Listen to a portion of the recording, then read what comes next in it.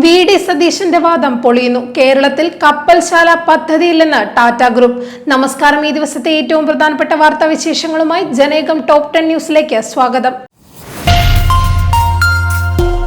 മുഖ്യമന്ത്രി വി.ഡി. സതീശന്റെ വാദം പൊളിച്ച് ടാറ്റ ഗ്രൂപ്പ്. കേരളത്തിൽ കപ്പൽ നിർമ്മാണ മേഖലയിൽ വൻതോതിൽ നിക്ഷേപമിറക്കാൻ ടാറ്റ ഗ്രൂപ്പ് തയ്യാറെടുക്കുന്നുവെന്നായിരുന്നു വി.ഡി. സതീശന്റെ അവകാശവാദം.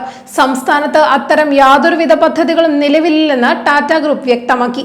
കേരളത്തിൽ മാത്രമല്ല, രാജ്യത്ത് ഒരിടത്തും പുതിയ കപ്പൽ നിർമ്മാണശാലകൾ തുടങ്ങാൻ ഗ്രൂപ്പിന് പദ്ധതിയോ ആലോചനയോ ഇല്ലെന്ന് ടാറ്റയുടെ മുതിർന്ന വക്താക്കൾ വെളിപ്പെടുത്തി.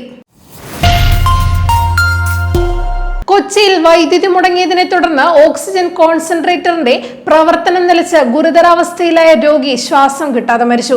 ആശുപത്രിയിലെ ചികിത്സയ്ക്ക് ശേഷം കൃത്രിമ ഓക്സിജൻ സംവിധാനത്തോടെ വീട്ടിൽ കഴിഞ്ഞിരുന്ന ആളാണ് ദുരന്തത്തിനിരയായത്.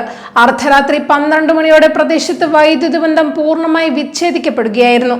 ഇതോടെ രോഗിയുടെ ശരീരത്തിലെ ഓക്സിജൻ അളവ് 39% താഴ്ന്നു. ബന്ധുക്കൾ ഉടൻ തന്നെ KSEB ഓഫീസുമായി ബന്ധപ്പെട്ടെങ്കിലും എന്തുകൊണ്ട് വീട്ടിൽ ഇൻവെർട്ടർ വാങ്ങി വെച്ചില്ല എന്ന രീതിയിൽ ജീവനക്കാർ ചോദ്യം ചെയ്തതായാണ് ആക്ഷേപം. KSU സംസ്ഥാന പ്രസിഡന്റ് അലോഷ്യസ് സേവ്യറിനെ അവഗണിച്ച് മുഖ്യമന്ത്രി വി.ഡി. സതീശൻ. തേവര SH കോളേജിൽ നടന്ന ഹെൽത്ത് സമിറ്റിനിടെയാണ് മുഖ്യമന്ത്രി അലോഷ്യസ് സേവ്യറിന് മുഖം കൊടുക്കാതെ മടങ്ങിയത്. പ്രസംഗം കഴിഞ്ഞ് വേദിയിൽ നിന്നിറങ്ങവെ കാണാൻ കാത്തുനിന്ന അലോഷ്യസിനെ ശ്രദ്ധിക്കാതെ വി.ഡി. സതീശൻ മുഖം തിരിച്ച് പോകുന്ന ദൃശ്യങ്ങൾ പുറത്തുവന്നു.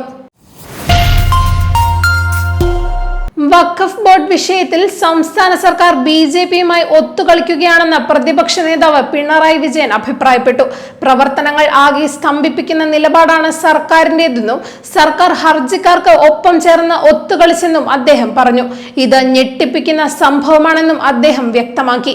അമുസ്ലിങ്ങളെ വഖഫ് ബോർഡിൽ ഉൾപ്പെടുത്തിയത് BJP ഭരിക്കുന്ന സംസ്ഥാനങ്ങൾ മാത്രമാണെന്നും അതേ നിലപാടാണ് കേരള സർക്കാരും സ്വീകരിക്കുന്നതെന്നും അദ്ദേഹം വിമർശിച്ചു.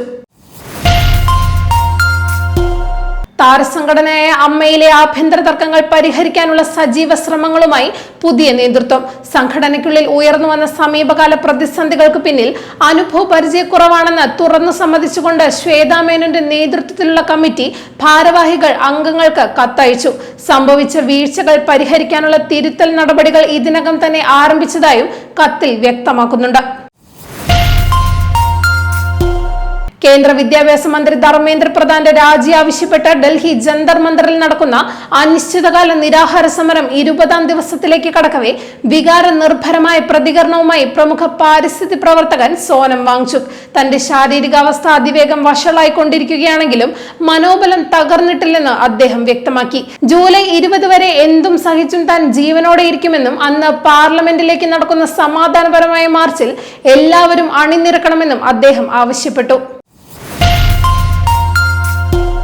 കടുത്ത ശാരീരിക വേദനയും ഭേദമാകാനാകാത്ത രോഗങ്ങളും മൂലം ദുരിതമനുഭവിക്കുന്നവർക്ക് മെഡിക്കൽ സഹായത്തോടെ ജീവനെടുക്കാൻ അനുമതി നൽകുന്ന വിവാദ ബില്ലിന് ഫ്രഞ്ച് പാർലമെന്റിന്റെ അധോസഭയായ ദേശീയ അസംബ്ലി അന്തിമ അംഗീകാരം നൽകി.